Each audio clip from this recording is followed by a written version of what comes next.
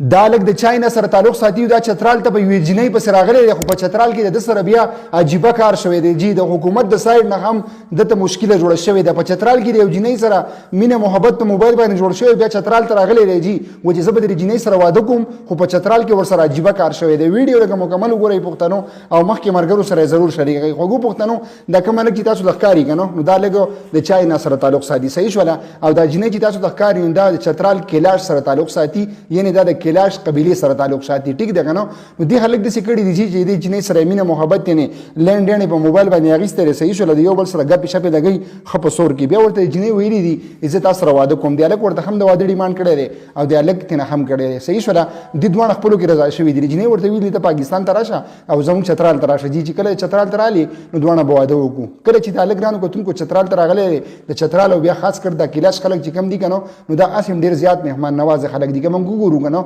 نو الته کې فیسټیوال جوړیږي، نو زه به دا وایم چې ورسره جوړ شوی دی، یعنی 22 23 24 25 تاریخ پورې الته کې فیسټیوال دی صحیح شولا. نو کله چې د بهر ملکونو الته کې خلک لاړ شي کلاش ته نو الته کې خلک ډیر زیات قدر او عزت کوي، یعنی دا ډیر زیات مینناک خلک دي، خو امن په خلکو کې ام ډیر زیات دی. نو ټول پاکستان په سطح باندې به دې خلکو کې امن ډیر زیات سیوا دی صحیح ده. نو دا الګ چې کوم دی دا کله هم چترال ته رسیدلی دی، د یو بل سره د دې الګ او جنۍ ملاقات شوی دی، خو په مینه محبت باندې غپې شپې لګولې دي، دوانه بیا روان شوي دي، یعنی جنۍ ورسره رضا شوې ده. ټیک ده په چترال کې او خاص کر په کلاش کې رسیدا کنو چې په جنکو باندې پندیز نشته او نه په الکانو باندې شته، بس خو چې د جنۍ الک خوښ شو بل ډایرک بیا کوټ میرج کوي، د یو بل سره واده کوي. د جنۍ چې کوم الک خوښ شي بس نور کې د پلار او مور خوښ شته، هیڅ امر کې نشته، بس جنۍ د پغالک پسې زی. ټیک ده نو د دوانو د سکړي چې د پېښور په لور باندې روان شوی دي، یعنی پېښور د زی په عدالت کې نکاح کوي. ټیک ده کنو کله چې عدالت ته ورغلي دي خوګو پښتنو په عدالت کې د جنۍ د طرف نه گواهان چې کم دي هغه شته، یعنی مکمل سیستم د جنۍ برابر دی، یعنی کاغذات هر څه برابر دي. ټیک ده کله چې خبره الک طرف ته روانه شوې ده،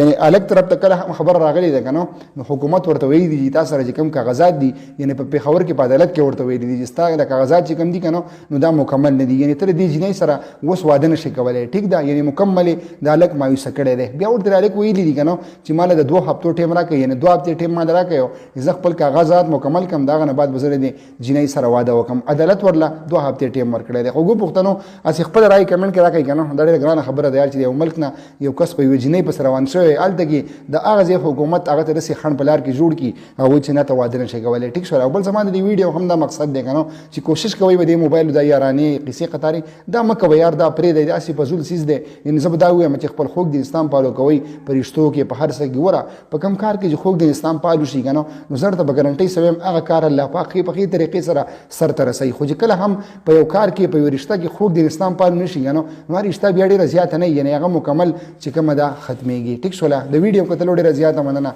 چې چرته اوسې پښتنو الله مو حادثه ده. ویډیو مخکې مرګرو سره ضرور شریک کړئ چې ټول مرګرو ته زموږ د پیغام ورورسي. ډیره زیاته مننه قربان والسلام.